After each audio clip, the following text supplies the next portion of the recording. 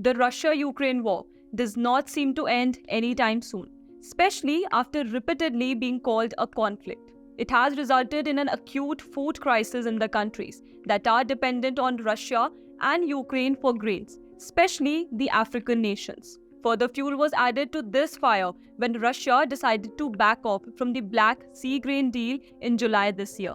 But in a recent Russian-African summit, Russian President Vladimir Putin very diligently played a grain gamble by offering certain tons of grains to 6 African nations. Is it one of Putin's propaganda wars with the West, who has imposed sanctions on certain Russian exports? Or is he using grain as a weapon to further his war with Ukraine? Let us understand the ongoing grain gamble. Hello and welcome, I am Shreya and you're watching the Pamphlet. Last week, between 27 to 28th of July, a Russian-African Economic and Humanitarian Summit took place in St. Petersburg, Russia. It was one of the rarest opportunities wherein Putin got to meet his international counterparts amidst the time when the International Criminal Court has issued a warrant for his arrest for the war crimes in Ukraine. The major issues discussed in the summit was that of food security in the African continent and an end to the Russia-Ukraine war.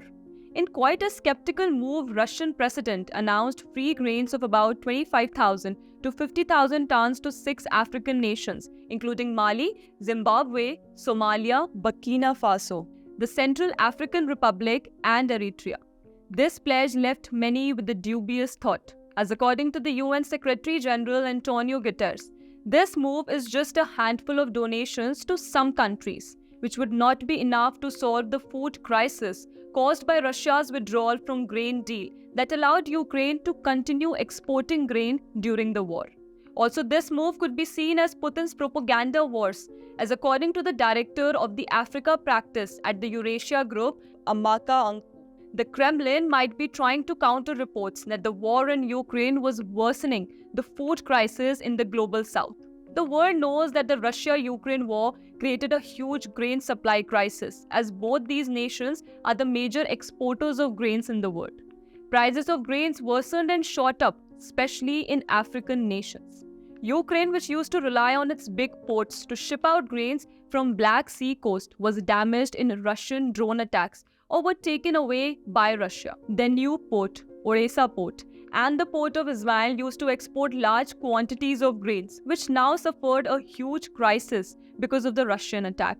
There was a Black Sea grain deal signed last year in July, where Russia promised not to attack Ukrainian grain shipments that helped Ukraine supply grain to several nations, and Russia in return asked its sanctions to be removed that were imposed on its exports by the Western nations. But Putin pulled out of the grain deal in July this year and held the Western nations responsible for not accepting his demands.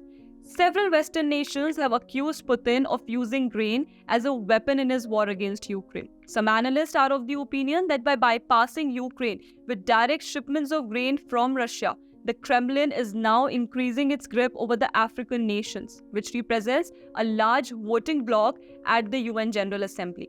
Although Russia has vowed to provide free grains to the African nations, the demand for Russia's entry back into the Black Sea grain still hangs in the air. Thank you for watching. If you like the content, do like, share and subscribe to our channel, The Pamphlet.